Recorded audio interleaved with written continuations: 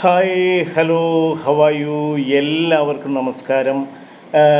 ഞാൻ ജയ്മോൻ സേവ്യർ. ഞാൻ ഇന്ന് നിങ്ങളുടെ മുന്നിലേക്ക് വന്നിരിക്കുന്നത് യേശു ക്രിസ്തുവും ക്രിസ്തു മതവും എന്ന എപ്പിസോഡുമായിട്ടാണ്. ഇത് യേശുവിൻ്റെ ചരിത്രവുമായി ബന്ധപ്പെട്ടിട്ടുള്ള ഒരു ചർച്ചയാണ്. ഈ ചർച്ചയിലേക്ക് കിടക്കുന്നതിന് മുമ്പ് എനിക്ക് ചെറിയൊരു ഹമ്പിൾ റിക്വസ്റ്റ് ഉണ്ട്. എൻ്റെ ഈ ചാനൽ കണ്ടുകൊണ്ടിരിക്കുന്ന എൻ്റെ ഫ്രണ്ട്സ് ദയവായിട്ട് എൻ്റെ ചാനൽ സബ്സ്ക്രൈബ് ചെയ്യുവാൻ മറക്കാതിരിക്കുക. ഈ സൈഡിലൊരു സബ്സ്ക്രൈബ് ബട്ടണുണ്ട്, കറുത്ത ബട്ടൺ. ആ ബട്ടണിൽ വിരലമർത്തിയാൽ മതി ഫ്രണ്ട്സ്, ചാനൽ സബ്സ്ക്രൈബ് ആയിപ്പോളും. പ്ലീസ് ഫ്രണ്ട്സ്, ചാനൽ സബ്സ്ക്രൈബ് ചെയ്യുവാൻ മറക്കാതിരിക്കുക. ഓക്കെ ഗൈസ്, നമുക്ക് ചർച്ചയിലേക്ക് കിടക്കാം. യേശു ക്രിസ്തുവും ക്രിസ്തു മതവും, യേശുവിൻ്റെ ചരിത്രവുമായി ബന്ധപ്പെട്ടിട്ടുള്ള ഒരു ചർച്ചയാണത്. ഇങ്ങനെ ഒരു ചർച്ച ഞാൻ തിരഞ്ഞെടുക്കുവാൻ ചെയ്യുവാൻ തീരുമാനിക്കുവാനുള്ള കാരണം, ഞാൻ കഴിഞ്ഞ ദിവസം യൂട്യൂബിൽ സെർച്ച് ചെയ്യുന്ന സമയത്ത് യേശു ചരിത്ര പുരുഷനോ എന്നുള്ള തലക്കെട്ടോട് കൂടിയിട്ട് ഹെവൻലി വീഡിയോസിൻ്റെ നമ്മുടെ രാഹുൽ ഈശ്വറിനെ ഇൻ്റർവ്യൂ ചെയ്യുന്ന ഒരു വീഡിയോ കാണുവാനിടയായി. രാഹുൽ ഈശ്വറിനെ നമുക്കെല്ലാവർക്കും അറിയാം. അപ്പം അദ്ദേഹത്തോട് ചോദ്യകർത്താവ് ചോദിച്ച 2 ചോദ്യങ്ങളാണ് എനിക്ക് വൈകൃതമായിട്ട് തോന്നിയത്. അതിലൊന്ന്, ബൈബിൾ എന്ന പുസ്തകത്തിൻ്റെ ചരിത്രമെന്ത്? ബൈബിൾ എന്ന പുസ്തകം എന്ന് പ്രയോഗിച്ചതാണ് എനിക്കിഷ്ടപ്പെടാതിരുന്നത്. അപ്പോൾ അത് ബൈബിൾ എന്ന പുസ്തകം എന്ന് പ്രയോഗിക്കാറില്ല. ബൈബിൾ, ഖുർആൻ തുടങ്ങിയ ഗ്രന്ഥങ്ങൾ വിശുദ്ധ ഗ്രന്ഥങ്ങളാണ്, അല്ലെങ്കിൽ വേദ പുസ്തകങ്ങളെന്ന് പറയാം, അല്ലെങ്കിൽ വിശുദ്ധ പുസ്തകങ്ങളെന്ന് പറയാം. ഈ വെറുതെ പുസ്തകങ്ങൾ എന്ന് പ്രയോഗിച്ചതാണ് ബുദ്ധിമുട്ടായിട്ട് തോന്നിയത്. അപ്പോൾ ഇങ്ങനെയുള്ള പുസ്തകങ്ങൾ ശരിക്കും വേദപുസ്തകങ്ങൾ, അല്ലെങ്കിൽ വിശുദ്ധ പുസ്തകങ്ങൾ, അല്ലെങ്കിൽ വേദഗ്രന്ഥങ്ങൾ, വിശുദ്ധ ഗ്രന്ഥങ്ങൾ എന്നൊക്കെയാണ് പറയാറ്. അതുപോലെ തന്നെ രാമായണം, ഭഗവത്ഗീത, മഹാഭാരതം തുടങ്ങിയ ഗ്രന്ഥങ്ങൾ ഇതിഹാസ ഗ്രന്ഥങ്ങൾ എന്നൊക്കെയാണ് പറയാറ്, ഇതിഹാസ പുസ്തകങ്ങൾ. അങ്ങനെ നമ്മൾ ശരിക്കും പുസ്തകങ്ങൾ എന്ന് പ്രയോഗിക്കാറില്ല. ദൈവിക കാര്യങ്ങൾ പ്രതിപാദിക്കുന്ന മതഗ്രന്ഥങ്ങളെ നമ്മൾ വിശുദ്ധ ഗ്രന്ഥങ്ങൾ എന്നാണ്, അല്ലെങ്കിൽ ഇതിഹാസ ഗ്രന്ഥങ്ങൾ എന്നാണ് വിളിക്കാറ്.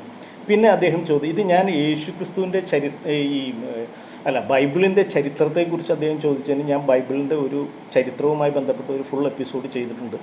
അത് ജയ്മോൻ സേവ്യർ യൂട്യൂബ് ഒന്ന് അടിച്ചു കഴിഞ്ഞാൽ എൻ്റെ ആ ലിങ്കിൽ ബൈബിളിൻ്റെ ചരിത്രം, ബൈബിൾ ഒരു ആന്തോളജിയാണെന്നുള്ള ചരിത്രം നിങ്ങൾക്ക് കേൾക്കാൻ കഴിയും. അതുകൂടാതെ അദ്ദേഹം ചോദിച്ച ചോദ്യം, യേശു ചരിത്ര പുരുഷനോ എന്നാണ് ചോദിച്ചത്. യേശുവിൻ്റെ ചരിത്രത്താളുകളിൽ രേഖപ്പെടുത്തിയിട്ടുണ്ടോ? അദ്ദേഹം ജീവിച്ചിരുന്നോ? അദ്ദേഹം മരിച്ചോ? എന്നൊക്കെയാണ് ചോദിച്ചത്. അപ്പം ശരിക്കും അതുമായി ബന്ധപ്പെട്ടിട്ടുള്ള ഒരു ചർച്ചയാണ് നമ്മൾ പുറകെ ചെയ്തു വരുന്നത്. പുറകെ എപ്പിസോഡുകളിൽ യേശുവിൻ്റെ ജനനം, അദ്ദേഹത്തിൻ്റെ പേര്, അദ്ദേഹം ഈസ, ജീസസ്, യേശുവ എന്നുള്ള പേര് വിളിച്ച് ഈസ എന്നായി, ഈസ എന്നുള്ള പേര് വിളിച്ച് ജോഷുവ എന്നായി, ജോഷുവ എന്നുള്ള പേര് വിളിച്ച് ജീസസ് എന്നായി. അപ്പോൾ യൂറോപ്പിലൊക്കെ ജീസസ് എന്നാണ് പറയുന്നത്. അതാണ് ഇങ്ങോട്ട് വ്യാപിച്ചിട്ടുള്ളത്. നമ്മൾ മലയാളികൾ വിളിക്കുന്നത് യേശു എന്നൊക്കെയാണ്. അപ്പോൾ ഇതിനെക്കുറിച്ചൊക്കെ നമ്മൾ വിശദമായി പറഞ്ഞു. പിന്നെ തുടർന്നുള്ള അദ്ദേഹത്തിൻ്റെ ജീവിതത്തിലുള്ള അദ്ദേഹത്തിൻ്റെ ആക്ടിവിറ്റീസിൻ്റെ വിവിധ ഘട്ടങ്ങൾ തിരിച്ച് നമ്മൾ അദ്ദേഹത്തിൻ്റെ മാനുഷിക തലത്തിലൂടെയും ദൈവിക തലത്തിലൂടെയൊക്കെയുള്ള ജീവിതത്തെക്കുറിച്ചിട്ടുള്ള ഒരു യാത്ര, ഒരു ട്രാവൽ തന്നെ നമ്മൾ നടത്തിയിരുന്നു. അതിനെക്കുറിച്ച് നമ്മൾ വിശദമായിട്ട് പറഞ്ഞു പോരുന്നുണ്ട്. യേശുവിനെക്കുറിച്ച് പറയുകയാണെങ്കിൽ,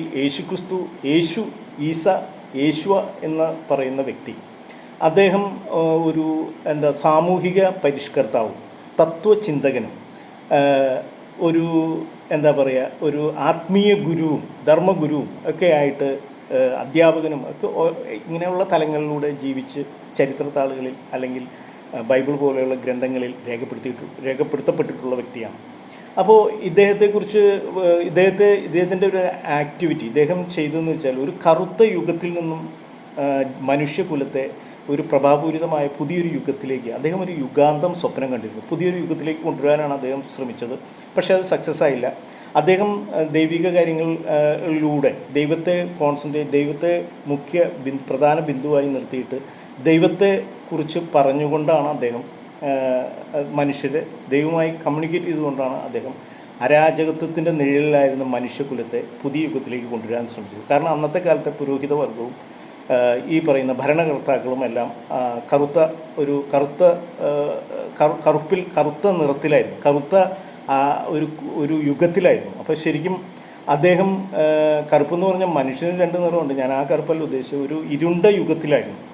അപ്പോൾ ശരിക്കും ആ ഇരുണ്ട യുഗത്തിൽ നിന്നും മനുഷ്യനെ രക്ഷപ്പെടുത്താൻ വേണ്ടിയിട്ട്, മനുഷ്യനെ ഒരു പരിവർത്തനം നടത്താൻ വേണ്ടിയിട്ട് അദ്ദേഹം ദൈവത്തിലൂടെ പല കാര്യങ്ങളും പഠിപ്പിച്ചു. ആ കാര്യങ്ങൾ പഠിപ്പിക്കും. അങ്ങനെ ദൈവത്തിലൂടെ അദ്ദേഹം കണ്ണു തുറപ്പിക്കാൻ ശ്രമിച്ചു. അത് സ്നേഹം, ത്യാഗം, കരുണ, സേവനം, അനുകമ്പ, ഇങ്ങനെയുള്ള കാര്യങ്ങൾ മനുഷ്യന് പകർന്നു കൊടുക്കുവാനും അതിലൂടെ മനുഷ്യനെ തന്നിലേക്ക് അടുപ്പിക്കുവാനും തന്നിലൂടെ ദൈവത്തിലേക്ക് കണക്ട് ചെയ്യാനും ഒക്കെ ശ്രമിച്ചു. അപ്പോൾ അതിൻ്റെ ഭാഗമായി അദ്ദേഹം സ്വന്തമായിട്ട് പ്രാർത്ഥനകൾ പഠിപ്പിച്ചു.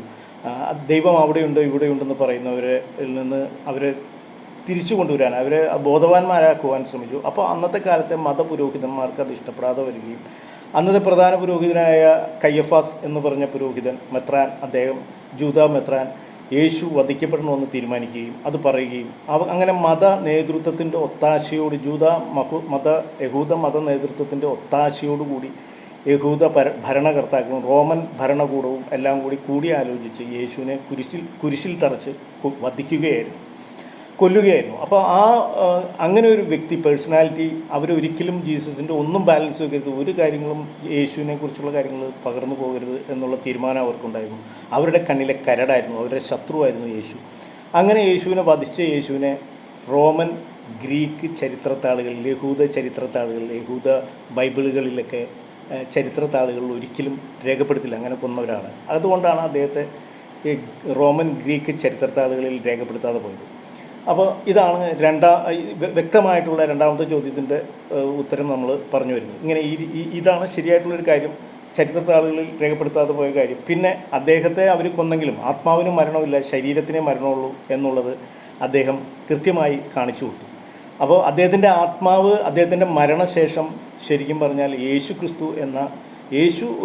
അദ്ദേഹത്തിൻ്റെ പേര് യേശുവ എന്നുള്ള പേരിനോടൊപ്പം ക്രിസ്തു എന്ന പ്രിവിലേജ്, ഒരു പദവി ലഭിക്കുകയും, ക്രിസ്തു എന്ന് പറഞ്ഞാൽ മിശിഹ, രക്ഷകൻ, ദൈവം എന്നൊക്കെ അർത്ഥമുണ്ട്, ഏലിയ എന്നൊക്കെ അർത്ഥമുണ്ട്. അപ്പം ആ ഒരു ക്രിസ്തു എന്ന പദവി ലഭിക്കുകയും ആ പദവി വെച്ചിട്ട് ക്രിസ്ത്യാനികൾ അദ്ദേഹത്തിൻ്റെ പേരിൽ ഒരു മതം രൂപീകരിക്കുകയും, ക്രിസ്തു മതം രൂപീകരിക്കുകയും, അത് വേൾഡ് വൈഡായി ലോകത്തിലെ 195 ലോകരാജ്യങ്ങളിലെ അടിസ്ഥാന മതമായി ക്രിസ്തു മതം വ്യാപിക്കുകയും ക്രിസ്ത്യാനിറ്റി വളരുകയും ചെയ്തു. അദ്ദേഹത്തിൻ്റെ കൾച്ചർ വളരുകയും ചെയ്തു. എന്തുവാകട്ടെ, ഇങ്ങനെ പല രീതിയിൽ ക്രിസ്തു ചരിത്രത്താളുകളിൽ അറിയപ്പെടുന്നു. ക്രിസ്തുവിൻ്റെ പേര്, യേശുവിൻ്റെ പേര് യേശുവാണ് ശരിക്കുള്ള ഈസ. യേശുവയുടെ പേര് ലോകം മുഴുവൻ അറിയപ്പെടുന്നു. കൂടാതെ അദ്ദേഹത്തിന് ബൈബിൾ ഇതര അന്വേഷണത്തിൽ പല ജീവചരിത്രങ്ങളും രചിക്കപ്പെട്ടിട്ടുണ്ട്, അങ്ങനെ അറിയപ്പെടുന്നുണ്ട്. ആദ്യമേ ക്രിസ്ത്യാനിറ്റിയിൽ നിന്നുള്ള വൈവിധ്യമാർന്ന രചനകളുടെ ഉദാഹരണങ്ങളായ അപ്പോക്രിഫൽ ഗ്രന്ഥങ്ങൾ, അപ്പോക്രിഫൽ ഗ്രന്ഥം എന്ന് പറയുന്നത് നോട്ടീസ് ചെയ്യണം. അത് പ്രധാനപ്പെട്ട ഒരു ഗ്രന്ഥമാണ് ജീസസിനെ കുറിച്ച് രേഖപ്പെടുത്തിയിട്ടുള്ളത്. അത് പല രീതിയിലും പല മതഗ്രന്ഥങ്ങളുമായിട്ട് ബന്ധപ്പെടുത്തിയാണ് കിടക്കുന്നത്. അതിൽ നിന്ന് അതുമായി കണക്ട് ചെയ്തിട്ടാണ് അപ്പോക്രിഫൽ ഗ്രന്ഥം രൂപപ്പെടുത്തിയിട്ടുള്ളത്. പിന്നെ ബൈബിൾ എന്ന വേദഗ്രന്ഥത്തിൽ, വിശുദ്ധ ഗ്രന്ഥത്തിൽ പുതിയ നിയമം ചിട്ടപ്പെടുത്തിയിട്ടുള്ളത് യേശുവിൻ്റെ പ്രധാനപ്പെട്ട ശിഷ്യന്മാരായ മത്തായി, മാർക്കോസ്, ലൂക്കോസ്, യോഹന്നാൻ എന്നീ ശിഷ്യന്മാരുടെ രചനകൾ ഉപയോഗിച്ചാണ്. ഇങ്ങനെയൊക്കെ ആണെങ്കിലും ചരിത്രത്തിലെ യേശുവിനെ കാലാകാലങ്ങളിൽ വിശ്വാസം വെച്ചു ചേർത്ത പൊടിപ്പും തൊങ്ങലും എല്ലാം മാറ്റി കണ്ടെടുക്കുവാനുള്ള ശ്രമങ്ങൾ പലപ്പോഴും നടന്നിട്ടുണ്ട്. 18ഉം 19ഉം നൂറ്റാണ്ടുകളിലെ ജർമ്മനിയിൽ യേശുവിൻ്റെ ചരിത്രപരമായ ബൈബിൾ ഇതര അന്വേഷണം ഒരു ഹരം തന്നെയായിരുന്നു. അത്തരം അന്വേഷണങ്ങളുടെ ഭാഗമായി യേശുവിൻ്റെ പല സുവിശേഷേതര ജീവചരിത്രങ്ങളും ഉണ്ടായിട്ടുണ്ട്. യേശുവിനെക്കുറിച്ചുള്ള ആ അന്വേഷണ പ്രക്രിയയുടെയും ജീവചരിത്രങ്ങളുടെയും ഒരു സമഗ്ര പഠനം പ്രസിദ്ധ ദൈവശാസ്ത്രജ്ഞനും മിഷണറിയും മനുഷ്യസ്നേഹിയും നോബൽ സമ്മാന ജേതാവുമായ ആൽബർട്ട് ഷ്വൈറ്റ്സർ, 20ാം നൂറ്റാണ്ടിൻ്റെ ആൽബർട്ട് ഷ്വൈറ്റ്സർ, ആ പേരും വളരെ നോട്ടീസ്ഡാണ്. അദ്ദേഹത്തിൻ്റെ യേശുവിനെ കുറിച്ചിട്ടുള്ള ജീവചരിത്രം വളരെ പ്രധാനപ്പെട്ടതാണ്. യേശു ക്രിസ്തു എന്ന പ്രിവിലേജിനെ ബേസ് ചെയ്തിട്ടുള്ള യേശു എന്ന മനുഷ്യനെക്കുറിച്ച് അദ്ദേഹത്തിൻ്റെ യേശു എന്ന മനുഷ്യനും യേശു എന്ന സാമൂഹിക പരിഷ്കർത്താവിനെയും കുറിച്ച് അദ്ദേഹം എഴുതിയിട്ടുള്ള ജീവചരിത്രമുണ്ട്. ആ ഒരു ആൽബർട്ട് ഷ്വൈറ്റ്സർ ജർമ്മനാണ്. 20ാം നൂറ്റാണ്ടിൻ്റെ ആരംഭത്തിൽ അദ്ദേഹം എഴുതിയിട്ടുള്ളത്. 20ാം നൂറ്റാണ്ടിൻ്റെ ആരംഭത്തിൽ ചരിത്രത്തിലെ യേശുവിന് വേണ്ടിയുള്ള അന്വേഷണം, the quest of historical Jesus എന്നാണ് പ്രസിദ്ധമായ പഠനഗ്രന്ഥത്തിൻ്റെ പേര്. ഷ്വൈറ്റ്സറുടെ പഠനഗ്രന്ഥത്തിലെ പ്രസിദ്ധമായൊരു ഭാഗം ഇതാണ്: വരുവാനിരിക്കുന്ന ദൈവപുത്രനാണ് താനെന്ന ബോധത്തോടെ കടന്നു വരുന്ന യേശു. എല്ലാ ചരിത്രത്തിൻ്റെയും അന്ത്യം കുറിക്കുവാനുള്ള പരിഭ്രമണത്തിനായി ഈ ലോകചക്രത്തെ പിടിച്ച് തിരിക്കുന്നു. ചക്രം തിരിയാൻ വിസമ്മതിക്കുമ്പോൾ അവൻ തന്നെ അതിലോട്ടെടുത്ത് എറിയുന്നു. അപ്പോൾ അവനെ ഞെരിച്ചുകൊണ്ട് ആ ചക്രം തിരിയാൻ തുടങ്ങുന്നു. യുഗസമാപ്തിയുടെ സാഹചര്യം ഉണ്ടാക്കിയെടുക്കുന്നതിനു പകരം അതിനെ നശിപ്പിക്കുകയാണ് അതോടെ അവൻ ചെയ്തത്. എങ്കിലും നശിപ്പിക്കുക എന്ന് പറഞ്ഞാൽ അദ്ദേഹത്തിൻ്റെ മരണത്തിനെ കുറിച്ചാണ് പ്രതിപാദിക്കുന്നത്. എങ്കിലും മനുഷ്യരാശിയുടെ ആത്മീയ അധിപനായി സ്വയം സങ്കല്പിച്ച് ചരിത്രത്തെ തൻ്റെ ലക്ഷ്യത്തിനനുസരിച്ച് തിരിച്ചുവിടുവാൻ മാത്രം അസാമാന്യ മഹത്വമുണ്ടായിരുന്ന ഒരു മനുഷ്യൻ്റെ ഛിന്ന ഭിന്നമായ ശരീരവും പേറി ചക്രം ഇപ്പോഴും തിരിഞ്ഞുകൊണ്ടിരിക്കുന്നു. അതാണ് അവൻ്റെ വിജയവും അവൻ്റെ ഭരണവും. അതിൻ്റെ ഡീറ്റെയിലിംഗ് എന്ന് പറഞ്ഞു കഴിഞ്ഞാൽ, സാമൂഹിക പരിഷ്കർത്താവും ധർമ്മഗുരുവുമായിരുന്ന യേശുവിനെ യുഗാന്ത ചിന്തയുടെ എസ്കാട്ടോളജി പ്രവാചകനായി ചിത്രീകരിച്ചുകൊണ്ടാണ് യേശുവിൻ്റെ അപ്പസ്തോലന്മാരും വേദഗ്രന്ഥങ്ങളും രേഖപ്പെടുത്തിയിരിക്കുന്നത്. അതായത് ബൈബിൾ പോലെയുള്ള വിശുദ്ധ ഗ്രന്ഥങ്ങൾ രേഖപ്പെടുത്തിയിരിക്കുന്നു. ഇതിനെ അനുകൂലിക്കുകയും ഇത് തൻ്റേതായ കാഴ്ചപ്പാടിൽ അവതരിപ്പിക്കുകയുമാണ് ആൽബർട്ട് ഷ്വൈറ്റ്സർ ചെയ്തത്. ഷ്വൈറ്റ്സറുടെ the quest of historical Jesus, ചരിത്രത്തിലെ യേശുവിന് വേണ്ടിയുള്ള അന്വേഷണം എന്ന പുസ്തകത്തിൻ്റെ രത്ന ചുരുക്കം ഇങ്ങനെയാണ്: വിശ്വാസവുമായി വഴിപിരിഞ്ഞ ദൈവവിശ്വാസത്തിൽ നിന്ന് വേർപെട്ട് അധപ്പതിച്ച ആധുനിക കാലത്തെ സുവിശേഷേതര ജീവിത ചരിത്രങ്ങളിൽ എഴുതപ്പെട്ട യേശു പുതിയ യുക്തിവാദികളുടെ മനോധർമ്മ പ്രകടനങ്ങൾ മാത്രമാണ്. അത് സത്യമാണ്.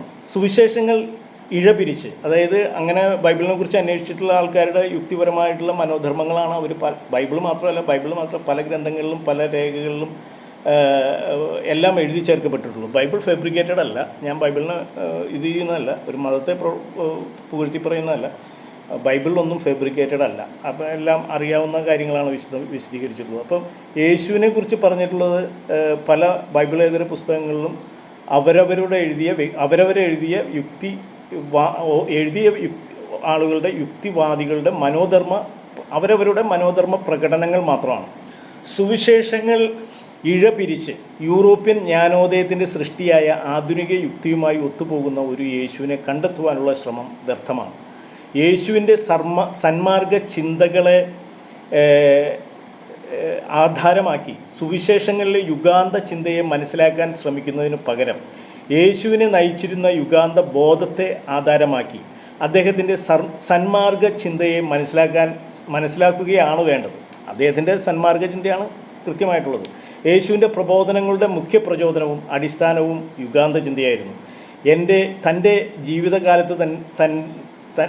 ജീവിതകാലത്ത് തന്നെ ചരിത്രം പരിസമാപ്തിയിലെത്തുമെന്ന വിശ്വാസത്തിലാണ് യേശു പരസ്യ ജീവിതം ആരംഭിച്ചതും തൻ്റെ ശിഷ്യന്മാരെ സുവിശേഷ പ്രഘോഷണത്തിന് നിയോഗിച്ചതും. ഇത് ഞാൻ പറഞ്ഞു കഴിഞ്ഞ കാര്യങ്ങളാണ്. അത് വിജയിക്കാൻ ബുദ്ധിമുട്ടാണ് എന്ന് മനസ്സിലാക്കിയപ്പോൾ തൻ്റെ മരണത്തോടെ യുഗസമാപ്തി എത്തിച്ചേരുമെന്ന വിശ്വാസത്തിൽ സ്വയം ബലി കൊടുക്കുവാൻ അദ്ദേഹം തീരുമാനിച്ചു. അതിന് അവസരമൊരുക്കും വിധം തൻ്റെ ദൗത്യത്തിൻ്റെ ശേഷഭാഗം യേശു രൂപപ്പെടുത്തി. ഇതാണ് ഷ്വൈറ്റ്സറുടെ പഠനം. 195 ലോകരാജ്യങ്ങളിലെ ഏതാണ്ട് 2.4 ബില്യൺ അനുയായികളുള്ള ലോകത്തിലെ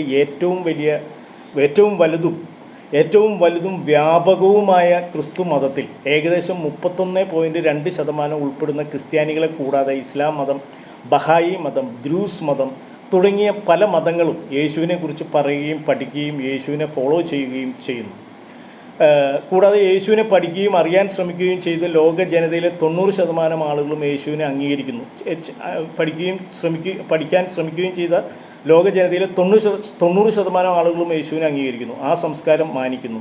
യേശു ചരിത്രമാണ്, ചരിത്രം യേശുവാണ്. ഇതാണ് യേശുവിൻ്റെ ചരിത്രം.